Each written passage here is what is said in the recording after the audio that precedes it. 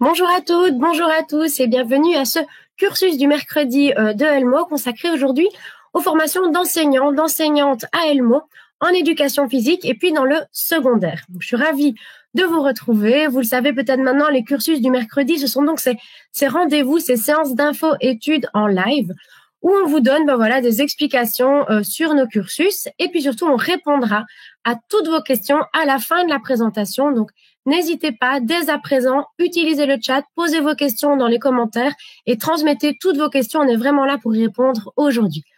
Merci d'être là avec nous, que ce soit sur YouTube, que ce soit sur Facebook pour ce live. Vous avez peut-être envie plus tard de transmettre des savoirs, d'aider des jeunes à se construire, de leur donner peut-être le goût du sport ou d'une matière spécifique. Vous avez sans doute envie d'être dans un métier humain, relationnel, pédagogique. C'est peut-être pour là que vous êtes avec nous aujourd'hui, pour devenir plus tard enseignant, enseignante. Et pour en parler, on va accueillir aujourd'hui différentes représentantes des spécialistes de ces formations. Alors pour commencer, Zoé Lacrosse qui va nous parler d'enseignants, enseignantes en éducation physique, dans le fondamental donc et dans le secondaire également. Bonjour Zoé. Bonjour Stéphanie, bonjour à tous. On va également recevoir Pascal Bonnet pour nous parler du métier d'enseignant dans le secondaire inférieur et plus spécifiquement des options français et mathématiques. Bonjour. Bonjour Stéphanie, bonjour Zoé, bonjour à tous. Également Marie-Hélène Stratton pour aborder l'option langue germanique. Bonjour mes collègues, bonjour à tous. Également Marie-Noëlle Thénart pour l'option sciences humaines. Bonjour à toutes. Mélanie Collin nous rejoindra également pour nous parler de l'enseignement des sciences. Bonjour. Bonjour à toutes, bonjour tout le monde. Et enfin Anne-Marie Palmus pour vous parler de l'option EFS, économie familiale et sociale. Bonjour. Voilà, en tout cas, un tout grand merci à vous. Bonjour, d'être là aujourd'hui et de venir nous parler de vos cursus et puis aussi de répondre évidemment à toutes les questions des participants. Voilà, ici on est en avril. Je sais pas trop où vous en êtes, vous les spectateurs, dans votre choix d'études. Est-ce que vous avez déjà fait votre choix? Est-ce que vous hésitez? En tout cas, on espère que ce live vous sera utile, qu'il va vous donner un maximum d'infos pour faire un choix éclairé, un choix qui vous correspondra et qui vous permettra de vous passionner et d'être heureux. Donc avant de recevoir nos différents intervenants petit à petit pour qu'ils nous parlent de leur cursus, un petit point d'abord sur les points communs en tout cas des cursus qu'on aborde aujourd'hui, donc enseignants, enseignantes en éducation physique et puis dans le secondaire. On va le voir, ce sont tous des bacheliers, des formations en 3 ans où on apprend dès le début à enseigner, à gérer des groupes avec des cours de pédagogie, de psychologie, de didactique qu'on va retrouver dans tous les cursus dont on va vous parler aujourd'hui. Énormément de pratiques professionnelles aussi avec des stages dès le début pour lesquels vous allez bien sûr être encadré par des enseignants. Vous en avez ici qu'il y a certaines enseignantes qui sont là avec nous pour vous en parler. Les enseignants qui vont vous aider à construire vos séquences de cours, à préparer ces stages. Donc l'enseignement Elmo, à ce niveau-là, les stages sont organisés par l'école. Donc c'est l'école qui vous attribue les stages avec des partenariats avec les différentes écoles pour vous faire aller dans des classes très différentes. Et avec toutes nos intervenantes qui sont là aujourd'hui, on va aussi voir à Elmo comment est-ce qu'on forme à tous les rôles de l'enseignant. Donc il doit être aussi attentif aux inégalités, qui doit motiver les élèves, les aider à se construire, à trouver leur place, à avoir confiance en eux. Et je vous propose de commencer tout de suite. On va rester ici avec Zoé Lacrosse pour aborder notre formation d'enseignant, enseignante en éducation physique qui se passe donc à Elmo-Lonsin. Et pour commencer, Zoé, je te propose de parler tout d'abord un peu du site et de l'environnement des études à Elmo-Lonsin. Merci beaucoup. Merci Stéphanie. Alors Elmo-Lonsin, on va voir une petite image qui va apparaître. C'est une petite implantation dans la périphérie liégeoise, donc c'est au-dessus de la gare de Anse. C'est donc super facile de venir et en train, mais aussi en bus. Il y a un bus qui vous amène juste devant l'école. On propose une formation pour devenir enseignant en éducation physique, mais également une spécialisation en préparation physique et entraînement. On est ici sur un assez petit site, on est environ 200 étudiants, donc tout le monde se connaît. C'est un vrai caractère convivial. J'avoue, moi, c'est le côté que j'adore dans cette école. Les profs ont la chance de vous côtoyer de la première à la 3e année dans les cours pratiques et théoriques. Donc, pour le dire autrement, on vous connaît vraiment. L'autre atout de ce site, c'est réellement la verdure. Vous le voyez autour, donc il y a une petite cour à l'intérieur, mais également un parc derrière. Et donc, on est dehors dès qu'il fait beau, que ce soit pour manger, mais aussi même parfois pour donner cours. On y retrouve une salle de gym, un petit hall sportif et puis une certaine proximité vers des infrastructures sportives plus importantes. Je pense notamment à la piscine et le hall de Lonsin, mais également la piste d'athlétisme de Flémal. Donc c'est réellement un institut à taille humaine, avec un accompagnement fort de l'étudiant et une ouverture vers l'extérieur. On a de nombreux projets dans l'école. Il y a une collaboration avec des écoles pour le projet jeu en première année qui vous permet d'entrer directement dans le côté animation des enfants. Il y a un spectacle d'accro-expression en deuxième et en troisième année. Il y a un voyage au ski en deuxième année. Et il y a également une semaine de stage en internat à Louvain-la-Neuve avec les deuxièmes et les troisièmes. On profite de cet endroit-là avec des infrastructures incroyables, notamment pour faire de l'escalade, de la gymnastique aussi. Donc Lonsin, c'est une école qui cultive évidemment le plaisir de la pratique sportive, l'éducation à la santé et à la citoyenneté, et on essaie vraiment de développer le potentiel créatif des élèves. Donc on aime réellement que les étudiants apportent leurs idées pour créer des projets avec eux en partant de leur centre d'intérêt. Merci beaucoup. On y voit déjà plus clair sur l'environnement des études et je rappelle déjà maintenant qu'on a une porte ouverte en présentiel sur rendez-vous qui est prévue le samedi 8 mai. L'occasion de découvrir Elmo-Lonsin et puis Elmo-Sainte-Croix dont on parlera dans un second temps en vrai. Et après avoir parlé du site, on peut peut-être continuer en parlant vraiment des débouchés de l'enseignant en éducation physique et puis de la formation en elle-même. Bien sûr. Donc, le débouché principal, c'est clairement enseignant en éducation physique. Donc là, on est sur un métier qui va couvrir de la première maternelle à la troisième secondaire. Donc, c'est vraiment un large éventail de classes et de tranches d'âge. Donc, la formation, les stages sont principalement orientés vers le métier de l'enseignement. Mais avec ce diplôme, on peut réellement travailler aussi comme entraîneur dans un club, par exemple, coach sportif dans une salle de fitness, que ce soit pour des cours collectifs ou bien en individuel. On peut également travailler dans la préparation physique, dans le sport de plus haut niveau.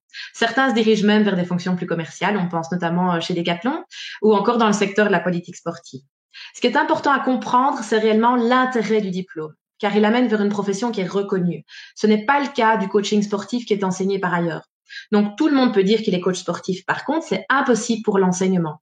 Avec ce diplôme d'enseignant, vous avez accès à tout. Vous pouvez aller travailler comme prof, puis prendre en charge une équipe en soirée dans votre sport, ou bien donner des cours collectifs dans une salle. Alors, petite anecdote, Guy Namuroy, qui était préparateur physique au Standard, disait toujours qu'il préférait engager un enseignant en éducation physique plutôt qu'un préparateur physique, parce que pour lui, c'était super important qu'on sache d'abord très très bien gérer un groupe pour amener un apprentissage de qualité. Donc, tout nous amène réellement à faire ces études d'enseignant pour ouvrir toutes les portes du milieu sportif. Alors, la formation, elle va comprendre des cours pratiques et théoriques. Et nous, on essaye, dès qu'on peut, vraiment, de lier les cours théoriques à la pratique. Par exemple, en première année, vous allez voir de la matière théorique pour apprendre à aller en stage. Et en parallèle, vous aurez des cours pratiques qui abordent les mêmes principes, mais sur le terrain. On adore collaborer entre profs pour faire ce genre de choses. Alors, on va reprendre le programme très rapidement, dans l'ordre des thématiques pour vous faciliter la lecture. Ça, c'est les thématiques sur les 3 années. Donc, la première chose, c'est les sports. Ça vous parle, c'est souvent pour ça que vous venez chez nous. Ensuite, il y a de la psychomote pour apprendre à donner cours aux petits. L'éducation à la santé qui prend de plus en plus d'ampleur parce qu'on sait que le prof d'éducation physique dans une école, c'est une personne clé pour donner goût à l'activité physique qui est devenue, en final, le meilleur moyen de prévention contre énormément de maladies. En plus, ça coûte rien, donc il faut en profiter. Les cours scientifiques vous permettront de mieux comprendre le fonctionnement du corps à l'effort, de préparer les étudiants à travailler avec vraiment tous les publics, que ce soit les enfants, mais aussi les adultes, les seniors et les sportifs de plus ou moins haut niveau. Évidemment, il y a des cours pédagogiques pour apprendre le métier d'enseignant, normal. Il y a une initiation aux arts et à la culture, notamment à travers le spectacle des 2e et 3e années. Il y a un développement identitaire que l'on pousse quand même vraiment pour vous aider à trouver votre voie, votre projet professionnel. On va même vous apprendre à faire un site internet qui va vous accompagner sur les 3 années, dans lequel vous pourrez dire sincèrement ce qui vous plaît, que ce soit à l'école ou bien en dehors, ce qui vous permettra de trouver ce job qui vous donnera le sourire chaque matin en vous levant. Et enfin, il y a les stages, évidemment, qui augmentent chaque année chez nous. Et c'est spécifique à Lonsin. Ils commencent dès la première année pour vous permettre de comprendre si c'est vraiment ce métier que vous avez envie de faire. Alors, Pour terminer, pour ceux qui sont réellement intéressés par la préparation physique et l'entraînement, il y a 1 année de spécialisation pour arriver à travailler vraiment avec des sportifs alors de meilleur niveau sur l'amélioration des performances physiques, évidemment, que ce soit individuellement ou en groupe, pour apprendre à entraîner à la compétition, apprendre à élaborer des plans d'entraînement adaptés, repérer des talents. Donc, après les 3 années d'enseignant en éducation physique, vous avez déjà accès à ce milieu, mais pour être réellement légitime sur le terrain, avoir des contacts avec des préparateurs physiques, gagner de l'expérience, cette année de spécialisation, c'est réellement un plus. Un tout grand merci. Ben voilà, j'espère que vous voyez plus clair sur cette formation d'enseignante en éducation physique et sur le site d'Elmont-Lonsin. Si vous avez des questions par rapport à ce cursus-là, n'hésitez pas à d'ores et déjà les poser dans notre chat. Et puis je vous propose de continuer, de retrouver maintenant Pascal Bonnet pour nous parler d'enseignante dans le secondaire, avec évidemment d'autres intervenants qui nous rejoindront. Mais peut-être dans un premier temps d'aborder aussi le site Elmo Sainte-Croix, là où sont organisées toutes ces formations d'enseignantes dans le secondaire. Ok, avec plaisir Stéphanie, parce que c'est un site que je trouve très beau, très accueillant. Donc je vous parle du site de Sainte-Croix, qui se trouve au pied des coteaux de la citadelle en Hors-Château. Donc vous voyez, on se trouve à un jet de pierre de la place Saint-Lambert, dans le cœur historique de Liège. Donc on peut bien profiter de toutes les facilités d'une grande ville. On est à 5 grosses minutes à pied de la gare du Palais, qu'on appelle maintenant gare Saint-Lambert, je pense. Donc c'est très facile d'accès et les étudiants peuvent profiter de la vie culturelle et sociale d'une grande ville. Et à la fois, vous le voyez, comme à Lonsin, le cadre est vert. Notre campus se trouve au pied des coteaux de la citadelle et on bénéficie de jardins. Les étudiants peuvent se balader dans des jardins en terrasse. On les voit ici sur la photo au printemps. Je pense qu'il y a une photo sans doute récente. Les arbres sont en fleurs et les étudiants peuvent se balader pendant les interruptions sur le temps de midi. Il y a même une petite mare, donc on utilise aussi le lieu pour faire de l'observation et pour étudier l'environnement. Donc sur notre site, on retrouve une ambiance quelque part d'un campus, d'un petit campus. Un campus, c'est sympa parce que dans un campus, on a une bibliothèque, on a une petite salle de théâtre, on a un Creative School Lab dans lequel on essaie de développer la créativité des étudiants. Donc c'est un lieu très propice à la créativité. Il y a une petite photo qui vous le montre où on se sent bien, on est détendu et on peut donner libre cours à son imagination. Je vous disais, on a un auditoire. Vous voyez, parfois il y a quelques cours à 170 étudiants maximum. C'est une petite partie de la formation qui se donne en auditoire parce qu'à côté de ça, on a de nombreuses classes de différentes tailles. Donc des classes à taille humaine. Vraiment comme à Lonsin, chez nous, on connaît les étudiants parce qu'on travaille d'abord en petits groupes et puis on bénéficie du fait qu'on est sur un campus avec sur le campus des étudiants qui étudient à la fois pour devenir instituteurs préscolaires ou primaires ou secondaires pour se rencontrer. Des futurs enseignants qui développent une identité à la fois commune et à la fois spécifique, qui ont donc des particularités, des spécificités, et tout ce monde se rencontre et forme quelque part une communauté d'apprentissage qui est très riche à mes yeux. Alors, grâce à la présence de ces différents groupes sur notre site, on peut travailler ensemble, ce qui est commun aux enseignants. Il y a des temps forts pendant lesquels on peut travailler des compétences communes, comme par exemple l'expressivité. On sait qu'un enseignant, c'est quelqu'un qui est quelque part sans cesse en représentation. Il a quelque chose d'un acteur. Et ce sont des compétences qu'on peut développer ensemble lors de modules, avec entre autres avec des acteurs ou avec des gens du théâtre. Vous voyez que on peut voir Dirk Frémouth, par exemple, sur les photos. Donc, on a des rencontres avec des personnages importants, des personnages qui sont de la vie réelle, qui font des recherches dans des champs bien spécifiques et qui enthousiasment les jeunes. Sur notre site, on soigne aussi le vivre ensemble. Et l'éducation à la citoyenneté, il prend toute sa place. Cette éducation à la citoyenneté est importante pour nous. Elle est à la fois un objet d'étude, mais elle est aussi vécue au quotidien. En quelque sorte, notre école, notre site est une cité dans laquelle les étudiants ont des droits, des devoirs et dans laquelle ils peuvent prendre des responsabilités. Quelque part, ils sont des citoyens de Sainte-Croix, du campus Cotou. Par exemple, ils sont représentés par des délégués qui se réunissent une fois par mois et qui échangent sur ce qui se passe sur le site, ce qu'on peut améliorer et ce qui va bien et qui peuvent lancer des initiatives. On s'arrête aussi ensemble une journée par an pour réfléchir aux droits humains et en particulier comment on les vit sur le site et comment un futur enseignant va pouvoir faire vivre ses droits dans ses classes. Un local est aussi confié aux étudiants qui peuvent prendre un large éventail d'initiatives estudiantines. C'est le local du cercle des étudiants qui, chaque année, est bien vivant. Voilà, alors vous voyez, l'année est ponctuée de temps forts, des temps originaux, des conférences, des événements comme les Coteaux de la Citadelle, des projets de littérature de jeunesse, des modules centrés sur la bienveillance scolaire, du théâtre, des voyages. C'est un site, je pense, qui est très vivant, qui a à la fois tous les avantages de l'enseignement supérieur, c'est-à-dire un campus dans lequel on sent grandir, dans lequel on se sent libre, et la convivialité et le côté très individualisé de petites classes à taille humaine. Voilà, je pense que c'est ce que je peux dire dans un premier temps. Merci beaucoup. Après avoir abordé ici encore une fois l'environnement des études, je vous propose de passer vraiment au cursus. Les enseignants dans le secondaire, mais ils vont se spécialiser, se passionner pour une discipline particulière. On va avoir 6 options proposées à Elmo sur lesquelles on va s'attarder. L'économie familiale et sociale, le français, les langues germaniques, les mathématiques, les sciences et les sciences humaines.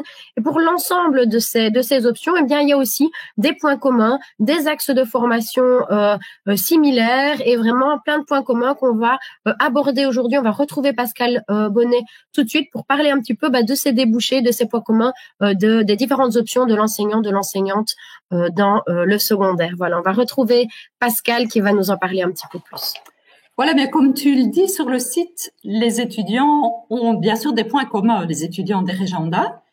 Ce qu'ils ont en commun, c'est qu'ils peuvent enseigner dans toutes les filières de l'enseignement secondaire inférieur. Donc, ils vont pouvoir enseigner dans l'enseignement général, mais aussi dans l'enseignement technique et professionnel. Ils vont prendre des élèves en charge de la première à la 3e année du secondaire dans l'enseignement de transition, et puis aussi en 4e année dans l'enseignement des filières qualifiantes, techniques et professionnelles. Et ils vont intervenir tous à un moment charnière de la vie des élèves, qui sont adolescents, donc ce moment, oui, de transition entre le primaire et le secondaire.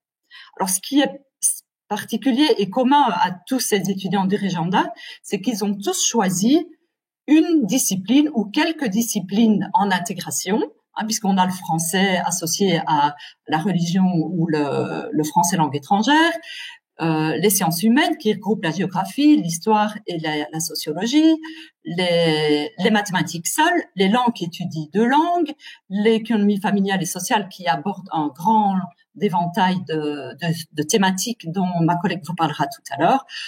Donc vous voyez, chaque fois, les étudiants qui viennent chez nous, ils ont choisi une discipline qui les passionne et ils vont développer des compétences et des connaissances spécifiques, des matières à maîtriser, mais aussi ils vont vouloir motiver, stimuler la confiance des élèves, les aider à être des adolescents quelque part heureux, qui trouvent une place dans l'école, s'y sentent bien. Ils visent donc la réussite dans des matières, dans des apprentissages, mais aussi l'épanouissement de chacun. Et l'un ne va pas sans l'autre. On l'a dit, l'enseignement du secondaire inférieur se passionne avant tout pour une discipline. Il choisit un domaine de prédilection. Il doit maîtriser les matières et la didactique de la discipline choisie, mais il est aussi passionné d'éducation et il va donc accompagner les adolescents dans toute leur complexité et leur globalité. Alors oui, sur la dia qui apparaît maintenant, vous voyez les axes de formation.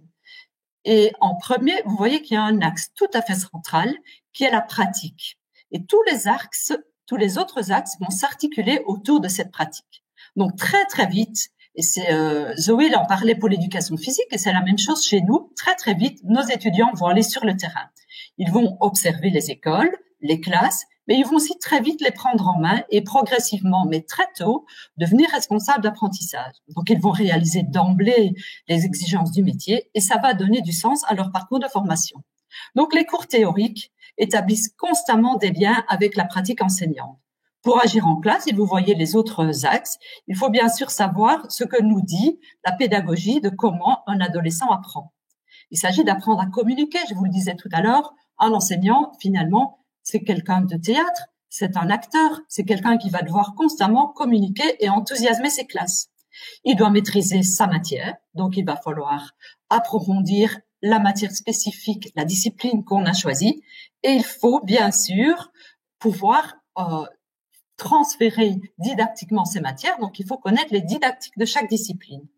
Et en plus, ça c'est l'avant-dernier axe, il faut comprendre les contextes sociaux des élèves et savoir que bien sûr, le contexte social de l'élève va impacter sa relation à l'école et réfléchir à comment l'école peut accueillir cette diversité d'élèves au mieux.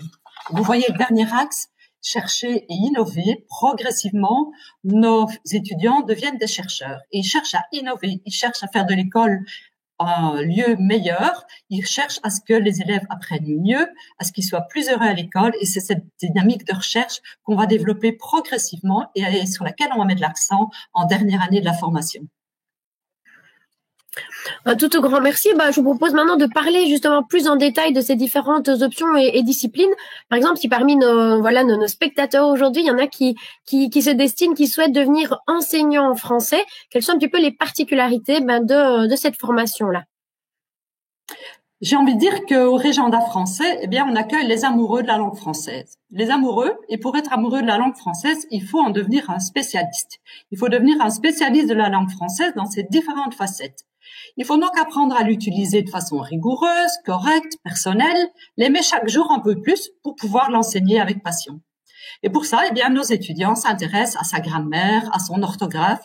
Ils essaient d'étendre leur vocabulaire, ils s'intéressent à l'histoire de la langue, à sa littérature, pas seulement la littérature que l'on qualifie d'adulte, mais aussi celle qui s'adresse aux ados ou aux enfants, la littérature de jeunesse. Et c'est vraiment un domaine absolument passionnant. On aborde des albums, des courts romans, des nouvelles, et beaucoup d'échanges ont lieu autour de cette littérature. En français, en Régenda français, on lit, on écoute, on écrit, on prend la parole dans toutes sortes de formes et on étudie les didactiques qui permettent après de développer ces compétences fonctionnelles chez les élèves. Donc, on va amener les élèves du secondaire à écrire, à lire, à prendre la parole, à écouter dans toutes sortes de formes. En particulier, on vit en haute école de nombreuses activités qui sont destinées aux élèves du secondaire. On apprend à les apprécier, on les commente, on les analyse, et puis on voit petit à petit quelles activités on trouve efficaces et quelles activités on voudrait mener avec des élèves. Alors, ce qui est spécifique aussi du Régenda français, c'est qu'on peut choisir entre deux options.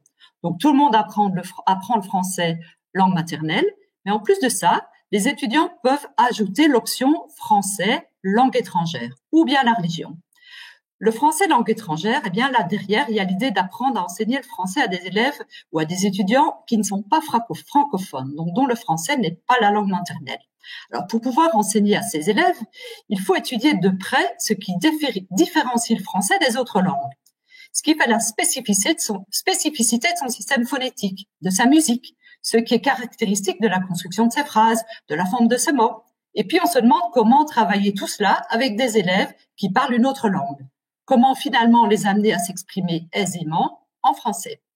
Et des stages réguliers sont organisés dès la deuxième année dans des classes d'enfants qui ne parlent pas le français ou qui parlent pas encore très bien le français ou en tout cas dont le français n'est pas la langue maternelle. Et ces stages permettent aux étudiants de bien percevoir toutes les spécificités d'un enseignant en français langue étrangère. Alors la deuxième option que l'on peut choisir, c'est la religion. Et l'objectif, finalement, c'est de s'interroger sur le sens de l'existence humaine et de proposer des réponses audibles pour notre temps. Les étudiants qui choisissent cette option religion sont des étudiants qui se posent la question du sens de leur existence et de l'existence de tous les humains. Et pour cela, on aborde avec eux des connaissances théologiques, bien sûr, et philosophiques. On apprend également, puisqu'il s'agit de religion, à mieux comprendre les textes bibliques en les replaçant, entre autres, dans leur contexte d'écriture. On les met en lien avec les questions éthiques, philosophiques ou morales qui se posent aujourd'hui dans l'actualité. On étudie aussi quelles questions ou quelles réponses la religion catholique pose ou apporte à toute personne qui veut se questionner sur son existence. On se demande bien sûr comment aborder tout cela avec des adolescents, à un âge où les questions fusent, où l'on remet bien des choses en question. Cette formation n'est donc pas que théorique, puisqu'elle prépare au métier de professeur de religion et elle est guidée par le programme de religion de l'enseignement secondaire. C'est vraiment notre guide. Et donc, cette théorie est articulée avec des essais aussi, des stages, des activités dans les classes qui permettent l'exercice et la préparation au futur métier. Voilà. Et c'est évidemment, et ça, je crois que c'est important que je l'ajoute, une combinaison d'options qui est très, très, très porteuse d'emploi. J'aurais dû le dire en introduction, mais tous les régendas sont très porteurs d'emploi. On me téléphone tous les jours des écoles pour me demander des noms d'étudiants qui pourraient arriver dans les classes, qu'on pourrait engager. Et en particulier en français religion, je pense que c'est extrêmement porteur. Et ça, évidemment, c'est chouette. Hein, entamer une formation quand on sait qu'on va avoir de l'emploi, c'est très enthousiasmant. Et c'est le cas pour tous les régendas. Voilà, merci Stéphanie. Merci à toi. Et puis on reste encore un petit peu ensemble puisqu'on continue notre tour d'horizon des options de ces différents régendas, comme on le dit encore, pour parler de l'option enseignante en mathématiques. Je pense aussi un endroit où il y a pas mal de débouchés d'ailleurs. Bien sûr, et je peux commencer par ça. Les profs de maths ont pleuré après eux. Et ils ont bien sûr un point commun avec les professeurs de français, c'est que ce sont des enseignants qui doivent absolument se passionner pour leur matière, qui doivent adorer les mathématiques. Alors, qu'est-ce qu'on enseigne en mathématiques et qu'est-ce qu'on apprend chez nous? Bien, le calcul numérique, l'algèbre, la géométrie, la logique. Et l'idée, c'est de donner le goût des mathématiques et de la démarche scientifique aux étudiants, donc de développer le goût chez nos étudiants pour qu'après, ils puissent développer ce goût chez les élèves. Il s'agit de se passionner pour comprendre les mathématiques. Alors, on n'est plus du tout dans appliquer des formules ou des recettes qu'on a comprises à moitié, mais qui fonctionnent et on ne sait pas pourquoi elles fonctionnent. C'est pas du tout ça la philosophie. L'idée, c'est de chercher, de comprendre, de dire quand on ne comprend pas, d'accepter qu'on ne comprend pas, accepter que c'est difficile, accepter que c'est complexe et de se dire oui, c'est passionnant. Et puis quand on a compris, on est fier et on est vraiment très fier aussi de voir dans les yeux d'un élève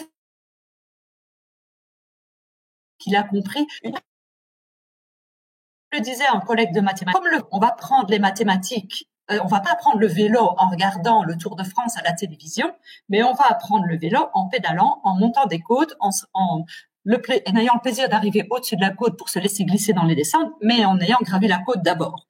Donc, on va apprendre en se confrontant à la difficulté, en se trompant, en réessayant, plusieurs fois peut-être, et en se disant, c'est pas grave de se tromper, c'est pas grave de ne pas comprendre. Le tout, c'est d'essayer et c'est d'avancer. C'est pas toujours simple.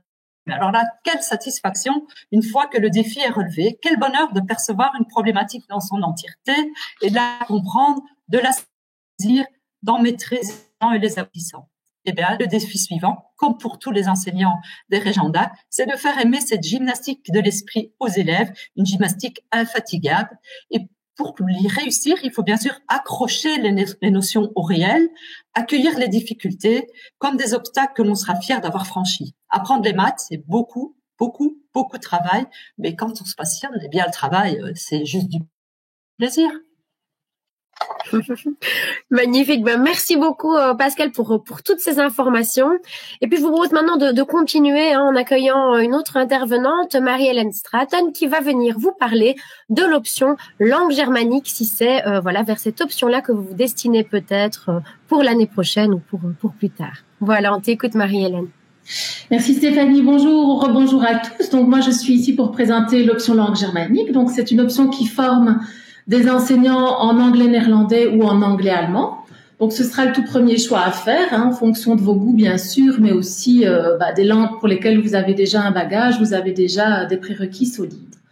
Alors en langue, il s'agit de devenir spécialiste de 2 langues germaniques et d'apprendre aussi à aimer ces 2 langues avec la même intensité, de manière à pouvoir les enseigner avec enthousiasme et être crédible face aux élèves. Alors, je parle de les aimer avec la même intensité parce que souvent les élèves, les étudiants, certains étudiants arrivent en ayant pris une des 2 langues, pas nécessairement par choix parce qu'on n'a pas le choix, on doit prendre 2 langues. Et donc la formation, au fil des 3 ans, on veille aussi à développer, bien sûr, chez les étudiants, un rapport positif aux 2 langues. Alors, les cours de langue sont centrés sur le développement des différentes compétences langagières, donc les 4 grandes compétences, écouter, parler, lire et écrire. Et au départ de ces compétences, les langues vont être travaillées dans toutes leurs dimensions.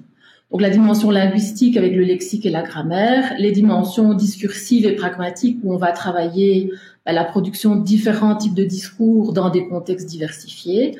Et on travaille aussi, bien sûr, à l'écrit et à l'oral, avec à l'oral tout le travail de la prononciation et de la fluidité. Alors, les langues sont aussi travaillées un maximum au départ de ressources ou de supports les plus authentiques possibles. Et donc, la littérature ou le cinéma offre bien sûr toute une série de supports, une quantité de supports un peu inépuisable et incontournable. Et l'actualité aussi. Les collègues de langue ont vraiment à cœur d'adapter leurs cours et de tirer parti de l'actualité pour développer les compétences langagières, les compétences linguistiques chez les étudiants, donc dans les deux langues. Alors, en termes de débouchés, Madame Bonnet tout à l'heure a évoqué les débouchés pour l'enseignement secondaire, où bien sûr, en étant prof de langue, c'est bien sûr pour l'enseignement secondaire inférieur jusqu'en 4e de l'enseignement de qualification. Mais le titre d'AESI en langue germanique donne aussi accès à l'enseignement primaire, donc à toutes les années de l'enseignement primaire, en sachant que pour l'instant, en tout cas, il n'y a pas des cours de langue dans toutes les années. S'il y en a, c'est plutôt des choix d'école, mais donc vraiment, c'est le titre requis pour enseigner dans le primaire. Et avec la réforme qui s'annonce, donc du pacte d'excellence, donc sans rentrer dans les détails, l'enseignement primaire sera vraiment un terrain propice pour l'emploi. Comme les cours de langue vont augmenter et vont commencer à partir de la 3e primaire l'année prochaine ou l'année suivante. Alors, en lien avec ces débouchés, bien sûr, les stages, Madame Bonnet en a parlé aussi, les stages sont organisés à la fois dans l'enseignement secondaire de transition et de qualification, mais aussi donc dans l'enseignement primaire. Il y a 3 semaines de stage dans l'enseignement primaire. Alors, dans l'option, on aime beaucoup sortir des murs de l'école. Pour des projets verticaux en option ou pour des projets de classe ou pour des projets plus individuels de type Erasmus ou échange linguistique. Et ces temps à l'extérieur, que ce soit en Belgique ou à l'étranger, sont vraiment des projets qui allient toujours les langues, l'apprentissage des langues et l'enseignement des langues. Et bien sûr, inévitablement, la découverte, l'appropriation de tous les aspects culturels de la culture liés aux 2 langues apprises. Alors, ces projets sont vraiment des occasions à la fois de développer sa maîtrise des langues et mettre à l'épreuve sa maîtrise des langues, mais aussi de construire des dispositifs d'enseignement et d'apprentissage des langues, soit pour vos pairs parce que ils jouent le rôle d'élèves et c'est en essai, soit pour de vrais élèves de l'enseignement obligatoire qui participent pleinement au projet. Et donc, ces projets sont vraiment des opportunités de mener et de concrétiser toute la réflexion didactique, donc sur comment on apprend les langues, comment on organise des séquences et l'apprentissage des langues pour des enfants ou des élèves du secondaire. Et donc, ça concrétise toute la réflexion didactique et psychopédagogique menée en parallèle des cours de langue, notamment dans le cadre des ateliers de formation professionnelle. Alors, on aime tellement sortir des murs de l'école aussi qu'une des caractéristiques du régenda langue, c'est qu'en bloc 3, les étudiants partent au minimum pour un quadrimestre en Erasmus, donc dans une destination germanophone, anglophone ou néerlandophone, soit selon le choix de l'étudiant si la maîtrise des 2 langues est plus ou moins équivalente, soit l'équipe peut conseiller plutôt de partir pour une langue ou pour l'autre. Voilà, donc l'Erasmus est obligatoire. Ça peut faire peur à certains étudiants au départ, mais c'est vraiment un des points forts un des temps forts de la formation, parce qu'il y a vraiment beaucoup d'apprentissage, tant au niveau académique qu'au niveau personnel, relationnel, donc beaucoup d'apprentissage très diversifié. Voilà, je pense que j'ai fait plus ou moins le tour des gros points, des grandes caractéristiques de l'option, et je suis toute prête tout à l'heure, évidemment, à répondre aux questions. Oui, un tout grand merci. Effectivement, n'hésitez pas à déjà poser vos questions, que ce soit ici sur la formation d'enseignants en langue germanique ou sur les formations qu'on a déjà abordées. Et puis, sachez aussi qu'effectivement, ces possibilités de mobilité dont on vient vous parler, elles sont obligatoires ici dans ce régenda-là en langue germanique, mais elles sont aussi possibles dans toutes nos formations. Et d'ailleurs, je vous propose de continuer en abordant une autre option, c'est l'option sciences humaines. Et on va accueillir pour ça Marie-Noëlle Thénars qui va venir nous parler de cette option en sciences humaines et des différentes possibilités qu'on y trouve. Merci Stéphanie, bonjour à tous. Donc effectivement, sciences humaines, un grand régenda, comme tous les autres, mais pour travailler les questions d'histoire, de géographie et de sciences sociales, que l'on retrouve dans le secondaire inférieur au travers du cours d'études du milieu. Donc ça, c'est vraiment une spécificité du réseau, pour tout simplement se poser des questions. Pourquoi est-ce que c'est comme ça? Pourquoi est-ce que c'est advenu de la sorte? Et pourquoi là et pas ailleurs? Donc ça nécessite vraiment une approche interdisciplinaire, donc autour de ces 3 disciplines qu'on retrouve en études du milieu et dans la formation historique et géographique, FHG, pour l'enseignement qualifiant. Alors le but du jeu, évidemment, c'est de travailler la complexité du monde, c'est de se poser des questions et d'essayer d'y répondre ensemble et collectivement. Donc ça passe par non pas une transmission de connaissances pures, mais par un apprentissage par le terrain. Donc comme les autres régendas, on essaye de pratiquer beaucoup le terrain, d'aller à la rencontre des acteurs, de se poser des vraies questions, d'aller trouver des expertises et d'essayer de trouver des réponses à nos questions pour co-construire des connaissances qui sont pertinentes dans ce que l'on observe sur le terrain. Une des spécificités de la formation qui est proposée à l'Elmossin 3 dans le régenda sciences humaines, c'est la pédagogie institutionnelle. Donc là, on travaille beaucoup en classe coopérative verticale pour travailler donc avec les blocs 1, bloc 2 et bloc 3 pour travailler ensemble, être accompagné par les étudiants des autres blocs, mais aussi par les enseignants, au travers de différentes institutions, que ce soit par rapport à un suivi spécifique auprès de chacun, chacune, ou auprès de la collectivité. Alors, je vois justement qu'il y a une question qui est posée sur les débouchés par rapport aux sciences humaines. Alors, c'est vrai que pour d'autres régendas, c'est vrai que le régenda permet aussi d'aller voir dans d'autres horizons. Par exemple, je pense au secteur socioculturel, l'éducation permanente aussi, mais aussi par exemple les musées. De plus en plus de musées font appel à des régents en sciences humaines ou d'autres régendas d'ailleurs pour travailler un petit peu tout l'aspect didactique et pédagogique des musées. Donc ici, ce que je dois vous dire par rapport au régenda sciences humaines, c'est vraiment de se poser des questions pour soi-même et pouvoir commencer au travers d'une démarche se poser ces questions-là avec les élèves dans la classe. Donc voilà ce que je pense que je peux en dire assez brièvement. Hein. Évidemment, l'idéal, c'est d'en parler et de répondre surtout aux questions et d'en parler en situation. Mais c'est vraiment l'idée de comprendre le monde tel qu'il est maintenant au travers d'une approche interdisciplinaire. L'histoire, les géographies, les sciences sociales, donc avec pas mal de psychologie, de sciences économiques aussi, de politique économique. Ça fait un peu peur ces grands termes-là, évidemment, mais tout ce qui nous permet de comprendre pourquoi c'est comme ça et pas autrement. Ça va, donc ça peut partir de questions assez simples, de l'incidence de ce qui se passe là, ici, là, maintenant, dans la crise actuelle sur la mobilité. Ça peut être pourquoi ça sent pas bon quand on va à la mer, pour questionner un petit peu les pratiques en termes d'agriculture. Et ça peut être tout simplement quel est l'impact de la fermeture des hauts fourneaux sur la ville de Liège. Voilà, au travers de 3 exemples de questions, ce qui nous amène à investiguer le terrain et aller à la rencontre de ce même terrain pour répondre à tout cela.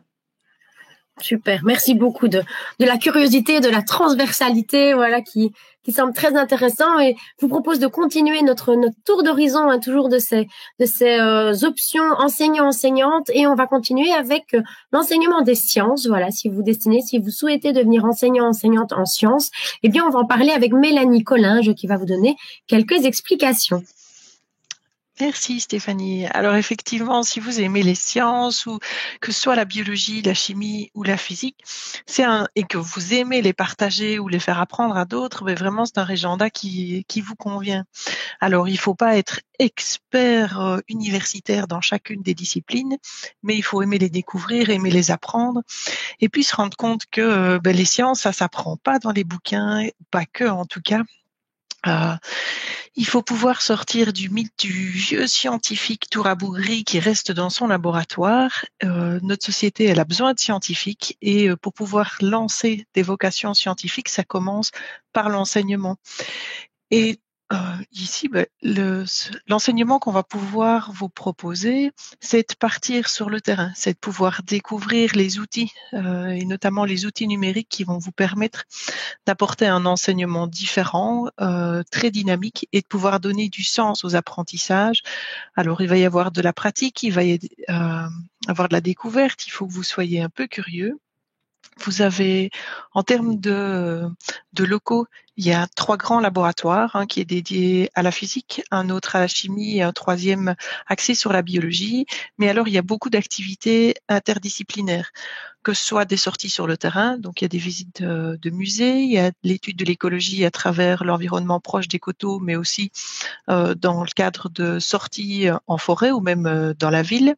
Il y a un voyage science qui va alterner les découvertes des milieux terrestres et marins. Donc, une année sur 2, on on reste sur le milieu plutôt terrestre et l'année suivante, on essaye d'aborder le milieu marin. Et donc là, c'est un voyage d'une semaine qui se fait en bloc 2 et en bloc 3. Ça permet d'approcher les 3 disciplines sur le terrain, mais aussi d'approcher la pédagogie du dehors, parce qu'on en parle de plus en plus dans l'enseignement primaire, mais elle commence à se faire une part belle aussi dans l'enseignement secondaire. Il y a également, pour ceux qui le connaissent, une collaboration avec le Printemps des sciences et de faire découvrir les sciences à tout un public général et de leur montrer l'intérêt des sciences. Alors l'enseignement, on va le faire le plus proche de la réalité et on va essayer de vous faire vivre en fait pleinement les séquences d'apprentissage. Donc plutôt que faites ce que je vous dis et pas ce que je fais, ici on va vraiment vous mettre dans le bain. Alors, je voyais tout à l'heure qu'il y avait une question, notamment sur les stages. Il faut savoir que quelle que soit la section, vous allez avoir des stages dès le départ, dès la première année. Alors, on commence petit à petit, on vous lance pas dans le bain sans avoir de support, mais ici, vous allez vraiment pouvoir découvrir les sciences et l'enseignement des sciences dans le cadre d'une pédagogie active. Merci beaucoup. Effectivement, on vous le rappelle, on répondra à toutes vos questions dans quelques minutes maintenant, puisqu'on aborde tout de suite la dernière option qu'on propose à Elmo Synchro au niveau de l'enseignant-enseignante dans le secondaire. C'est l'option économie familiale et sociale. Et je vous propose de retrouver Anne-Marie Palmus qui va nous parler de cette dernière option proposée donc pour les enseignants dans le secondaire à Elmo Synchro. Voilà, donc moi je voudrais vous présenter un régenda qui est peut-être mal connu, surtout des étudiants venant des humanités générales. Donc le diplôme de bachelier en économie sociale et familiale offre vraiment beaucoup de débouchés dans des secteurs vraiment très divers, donc de l'enseignement. Donc il y a l'enseignement secondaire dans les options telles que les techniques sociales, la formation d'aide familiale, la périculture, les agents d'éducation. On enseigne aussi assez bien dans l'enseignement en alternance, donc les CFA, dans l'enseignement spécialisé sans pour autant avoir besoin d'une formation supplémentaire en orthopédagogie, puisque on fait aussi un stage dans l'enseignement spécialisé. Et alors on enseigne aussi à beaucoup de demandes en promotion sociale. Alors, on enseigne vraiment une grande variété de cours. Ça va d'éducation à la santé, d'alimentation, hygiène de vie, art culinaire, comme vous le voyez sur la photo, l'éco-consommation, l'environnement, l'initiation à la vie sociale et professionnelle, technologie de l'habitat, et aussi le cours d'enquête, visite et séminaire qui est relié aux différents cours que je viens de citer. Notre spécificité aussi, c'est ne pas s'arrêter justement au deuxième degré du secondaire, mais on a aussi accès au troisième degré via la formation d'aide familiale où il y a une forte demande de régents en économie sociale et familiale. Donc, les perspectives d'emploi sont effectivement très importantes. Donc, on a évidemment tout l'aspect pédagogique, mais on a aussi des possibilités d'emploi dans des entreprises ou des associations centrées sur l'éducation du consommateur ou sur la santé, et aussi des possibilités d'emploi en tant que formateur dans des entreprises de formation par le travail. Alors, vous voyez, donc j'ai cité un peu tous les cours que l'on pouvait dispenser. Ça implique évidemment que à l'école normale, les cours sont aussi très variés, et ça permet donc à nos étudiants de découvrir des compétences et de développer des compétences dans de nombreux domaines, tant pratiques que théoriques. Et donc, je voulais signaler aussi que pour notre régenda, il n'y a pas de prérequis. Donc, évidemment, quelqu'un qui a fait des techniques sociales, il a déjà abordé certains cours que l'on peut dispenser, mais les étudiants venant de l'enseignement général sont aussi très bien armés pour aborder notre régenda. Le seul prérequis, c'est d'avoir vraiment une énorme curiosité, l'envie d'aborder différents sujets, différentes matières, de développer différents savoirs, puisqu'on est finalement très éclectique à ce niveau-là. Et donc, moi, mon résumé, c'est vraiment un régenda extraordinaire, dans le sens qu'on sort un peu des sentiers battus et d'une discipline bien précise pour en aborder de multiples. Voilà, merci. Un tout grand merci. Mais voilà, j'espère que vous y voyez un petit peu plus clair sur nos différentes formations d'enseignants, que ce soit en éducation physique ou que ce soit les différentes options de l'enseignant dans le secondaire. Pour terminer, un tout petit mot aussi sur une spécialisation qui est organisée également à Elmo-Sainte-Croix, une spécialisation en orthopédagogie, donc qui se fait en un an après un bachelier dont on vient de parler aujourd'hui, donc enseignant, mais aussi après des bacheliers instituteurs, mais aussi dans le paramédical, infirmière, dans le social, assistant social, éducateur spécialisé. Donc, cette spécialisation, elle est vraiment ouverte à plein de diplômés d'orientation, psychopédagogique, paramédicale ou sociale. Et là, en un an, on va se former, se destiner à travailler vraiment avec des personnes en situation de handicap, des enfants, des adolescents, des adultes, des personnes âgées. Donc, pour travailler, par exemple, dans des écoles spécialisées, dans des structures d'accueil, de jour, de nuit, de loisirs, etc. Et l'idée, c'est vraiment en un an, de se former avec d'autres professionnels pour pouvoir vraiment, mettre la personne en situation de handicap au cœur de ses choix, de sa vie, de l'accompagner en collaboration avec ses proches. Donc ça, c'est une spécialisation qui est également organisée à Elmo-Sainte-Croix. On va tout de suite passer à vos questions parce que je pense qu'il y en a quelques-unes et c'est évidemment pour ça que vous êtes là. Je voudrais juste jeter un petit coup d'œil sur le planning. Vous rappelez évidemment qu'on est à votre disposition. Il y a plein de ressources, d'activités, l'agenda qui est disponible sur l'espace elmo.be/futur étudiant. Vous avez toutes nos brochures à télécharger et plein d'autres ressources. Donc, n'hésitez pas à aller consulter cet espace. Les cursus du mercredi qui sont disponibles évidemment en replay et puis ce sera déjà la dernière édition la semaine prochaine où on aborde les cursus informatiques et puis surtout prochain gros rendez-vous, notre journée porte ouverte sur rendez-vous évidemment pour respecter les conditions sanitaires. Donc rendez-vous sur notre page elmo.be/porte ouverte, possibilité de s'inscrire, de prendre rendez-vous et puis à partir du 8 mai aussi les inscriptions pour la rentrée académique prochaine qui s'ouvre, inscriptions qui se font en ligne.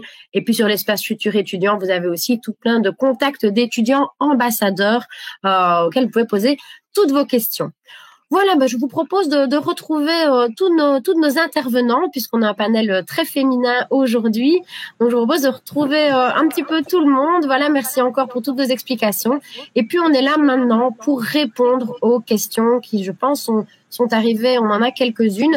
Donc, voilà, on va voir un petit peu les questions qui nous reviennent. Une première question peut-être pour Zoé. Est-ce qu'on doit être doué dans tous les sports ou pas forcément ? Alors la réponse est non et c'est très rare quand les étudiants arrivent en étant doués dans tous les sports. Alors évidemment, il faut avoir quand même une bonne base motrice globale et puis après, c'est notre job de vous aider à devenir bon dans plus ou moins tous les sports. Merci beaucoup, voilà une réponse très claire. Alors, on continue ici avec une question de Astrid. Comment sont gérés les cours en langue germanique ? Donc ici, on parle dans la situation actuelle du distanciel, présentiel, le distanciel, un peu des deux. Voilà, en langue germanique, peut-être Marie-Hélène, quelques explications sur le fonctionnement, les modalités actuelles ? Oui, bien sûr. Donc en langue, on a eu la chance, en tout cas l'opportunité de tirer parti des mesures qui étaient laissées à l'appréciation de la haute école. Et donc, il y a une partie des cours de langue, bien sûr, qui ont dû être donnés en distanciel, comme les autres. Et on a donné quand même l'opportunité d'avoir des cours centrés sur la pratique orale de la langue en présentiel. Donc, où les étudiants venaient un jour ou 2 jours par semaine à l'école. Voilà, mais sinon, on n'a pas pu faire autrement non plus que pour l'ensemble de l'enseignement supérieur, évidemment. Oui, c'est ça, que ce soit pour l'option langue germanique ou finalement pour toutes les options, on a vraiment dû combiner, voilà, présentiel et distanciel en fonction de tout ce qui va être vraiment cours pratique. Il y a des possibilités de présentiel et puis le distanciel qui doit être évidemment mis en place pour les gros groupes.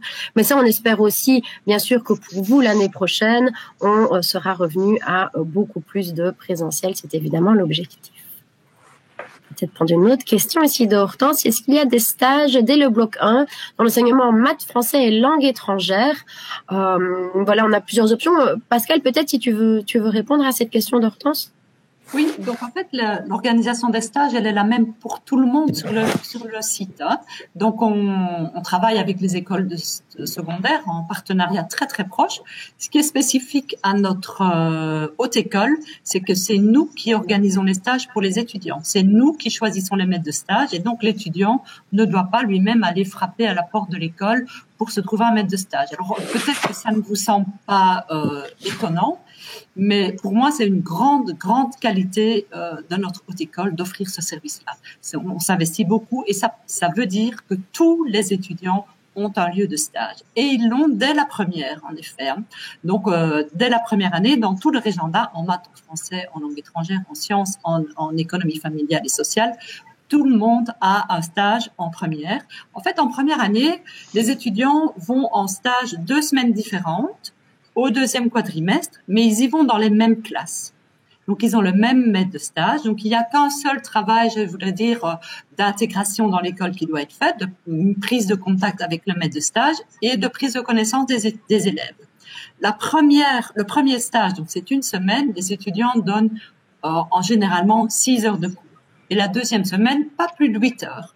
Donc, selon l'unité d'heures de cours, nous permet d'accompagner de très très près la préparation des stages. Alors, ce que je voudrais dire aussi, c'est que la première année, et ça, je crois que c'est vraiment quelque chose de très important et de nouveau de très spécifique et auquel on a beaucoup réfléchi dans notre section, dans notre cursus, c'est que ces stages ne sont pas certificatifs. C'est-à-dire qu'ils sont uniquement formatifs. L'étudiant va en stage pour apprendre et pas pour être évalué. Il doit bien sûr répondre à certains critères. On ne se comporte pas n'importe comment en stage. On doit y aller, y arriver à l'heure, avoir rencontré des exigences de préparation, mais on peut se planter. Franchement, on peut se tromper. Personne n'est un enseignant modèle à la première leçon. Et c'est ça aussi qu'on veut faire passer comme message. C'est en enseignant qu'on devient enseignant. Et dès le départ, on vous propose de vous essayer, de ne pas vous décourager, de profiter bien sûr de notre accompagnement et d'y aller. Et puis de mesurer, parce que c'est l'enjeu de la première année, c'est de construire votre identité d'enseignant, c'est de construire votre projet de devenir enseignant, c'est aussi de voir s'il vous convient bien. Et c'est un de nos objectifs de première année, de se frotter à la réalité du métier et de tout de suite réaliser si ce métier est fait pour soi ou pas. Et évidemment, il y a 3 ans pour apprendre et on ne sait pas tout au départ. On a des compétences à développer et heureusement, sinon on n'aurait pas besoin d'être là, nous. Merci beaucoup pour cette réponse très complète. Voilà, est-ce qu'il y a sans doute d'autres questions? Voilà, est-ce que on nous demande ici si c'est possible de parler de la réforme de la formation des enseignants. Est-ce que ça va changer dans la formation, cette fameuse réforme, ce fameux passage à 4 ans dont on parle depuis quelque temps, qui veut se lancer ici dans cette réponse sur la RFIE? Voilà.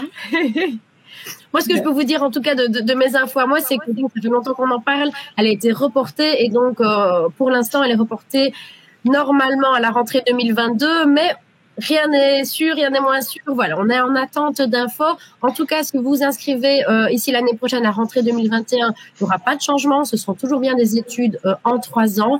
On parle d'un report à 2022, mais on est encore un petit peu dans l'attente. Voilà, je ne sais pas si l'une de vous veut modifier ou s'il y a d'autres infos à donner que celle-là. Peut-être Pascal, si tu as quelques infos en plus pour la réforme. Je veux bien dire quelque chose, mais je voyais Marie-Hélène ouvrir la bouche. Alors, je propose de lui céder la parole et de compléter après. J'ai quelques idées aussi. Je veux bien intervenir, mais je ne vais pas dire grand-chose de différent de ce que tu as dit, Stéphanie. Donc, effectivement, pour l'instant, la réforme est en stand-by et donc est reportée, si elle arrive, elle est reportée pour l'instant à la rentrée 2022-2023. Il y avait une question en lien avec ça, c'était quel serait le gros changement? Le gros changement, c'est le passage d'un bac à un master. Et donc aussi peut-être des changements liés à tout ce qui est articulation théorie pratique, formation pratique, parce que les stages seront répartis autrement sur la formation. Mais c'est très difficile de donner plus d'infos dans la mesure où on ne sait pas. La nouvelle version du décret qui est en préparation n'a pas du tout terminé son parcours législatif et donc on ne sait rien à l'heure actuelle. Ouais. On ne sait rien, mais on saura très vite. Oui, on saura très vite depuis 1 an. Donc moi, Oui, mais disons qu'il y a des négociations cette semaine encore autour de et qu'il y a un avant-projet qui est en deuxième lecture, donc on a quand même avancé et voilà, il y a aussi des questions de budget. Au niveau politique, tout peut toujours bloquer et tout peut se débloquer d'un jour à l'autre. Mais je trouve que ce qui est rassurant pour les jeunes qui nous entendent, c'est que s'ils commencent l'année prochaine, ils auront un cursus en 3 ans. Et quand on commence en 3 ans, bien, on termine dans le cursus qu'on a commencé.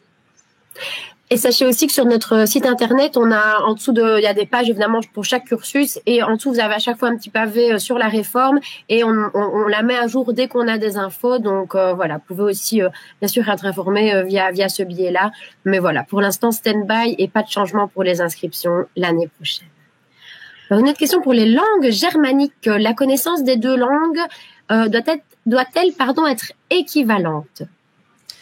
Oui, il y a plusieurs questions sur le niveau attendu au niveau des langues. Alors, non, la connaissance des 2 langues ne doit pas être nécessairement équivalente. C'est très fréquent que les étudiants arrivent avec un meilleur niveau dans une des 2 langues et soient plus forts, soit en anglais, soit en néerlandais, soit en allemand. C'est vrai qu'en termes de niveau attendu au départ, on s'attend à ce que les étudiants aient des prérequis, bien sûr. Si on prend le niveau attendu d'un cours de langue fin du secondaire, un cours de langue 4 heures semaine, la langue 1, c'est un niveau attendu B1. Donc, je ne sais pas si, évidemment, vous voyez à quoi je fais référence avec ce niveau B1. Donc, c'est les niveaux du cadre européen de référence, donc qui est un niveau qui va de A élémentaire à un niveau expérimenté. Et on se situe plutôt B1, donc un niveau indépendant intermédiaire. Alors c'est très difficile de dire qu'il faut tel niveau. Ça va aussi dépendre de l'investissement des étudiants dans le travail. La compétence en langue, ça se travaille au quotidien, au jour le jour. C'est pas en travaillant 3 semaines avant les examens que le niveau, que la maîtrise devient, qu'on passe à un niveau de maîtrise supérieur. Donc voilà, mais donc je lis notamment, est-ce que un meilleur anglais va me pénaliser par rapport à un niveau de néerlandais? Non, on va mettre des choses en place au cours aussi pour vous apprendre les langues, quoi. Bien sûr, les 3 années vous apprennent, c'est aussi l'objectif. Vous êtes toujours en apprentissage, donc l'objectif est bien aussi de continuer à vous aider à développer cette maîtrise des 2 langues. Que dire d'autre par rapport à ça? Il me semble que j'ai fait le tour. Merci beaucoup. On va continuer. Une autre question ici par rapport aux sciences humaines cette fois-ci. Par exemple, pouvons-nous exercer un autre travail que professeur dans le secondaire? Donc ça, oui, effectivement, ça a été abordé. Donc oui, c'est le cas. Peut-être pour les sciences humaines ici, quelques exemples.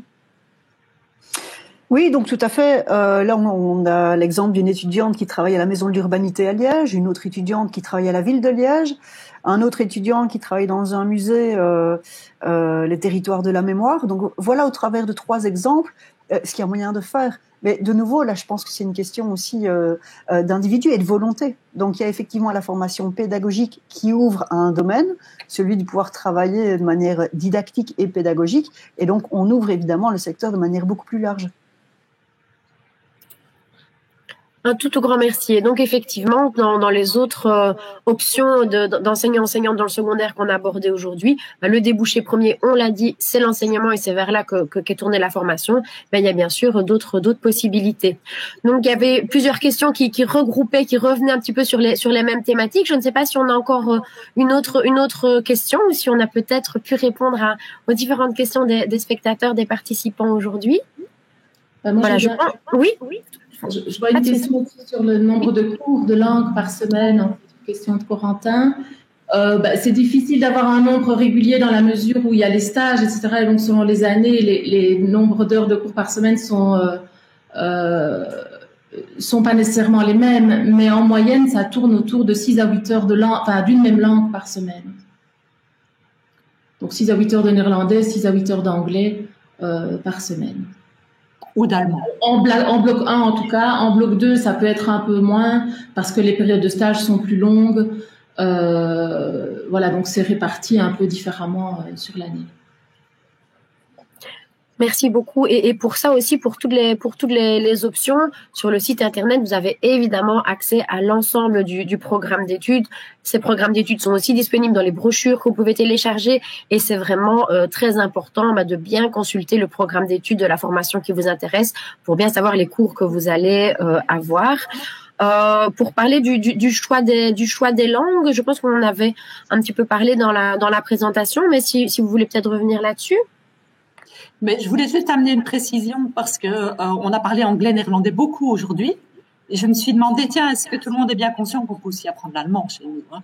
Et donc, ouais, tu l'as dit. Ben voilà, peut-être qu'il y a personne qui vient pour l'allemand. Mais ce que je voulais ajouter, c'est qu'il y a une combinaison qui n'existe pas, c'est néerlandais-allemand. Donc, soit on fait anglais-allemand, soit on fait néerlandais-anglais, mais pas néerlandais-allemand. Et c'est une question qui est liée au type d'emploi qu'on peut trouver. Mais par contre, les étudiants qui ont fait un régenda dans 2 langues peuvent revenir en un an faire la 3e langue. Et ça, c'est intéressant, évidemment, d'avoir 3 langues à son arc, si je puis dire. Mais merci, un tout grand merci en tout cas à vous toutes pour votre participation, votre temps et pour ces réponses complètes. Voilà, je voulais en tout cas encore une fois remercier tous nos intervenants pour vos explications pour le temps. Ce live, ces explications, elles sont disponibles en replay, donc si vous avez envie d'en savoir plus, on reste à votre disposition via le site Elmo. Si vous avez d'autres questions, vous pouvez évidemment retrouver les contacts de nos intervenantes. On reste disponible. On espère en tout cas que toutes les infos qu'on vous a données aujourd'hui vous permettront de faire un choix éclairé qui vous rendra heureux, parce que c'est ça évidemment le plus important. Et voilà, encore merci à tous et puis bon après-midi à tout le monde. Voilà. Au revoir, merci beaucoup. Au revoir, merci, à bientôt. Au revoir. Bon après-midi. Au revoir.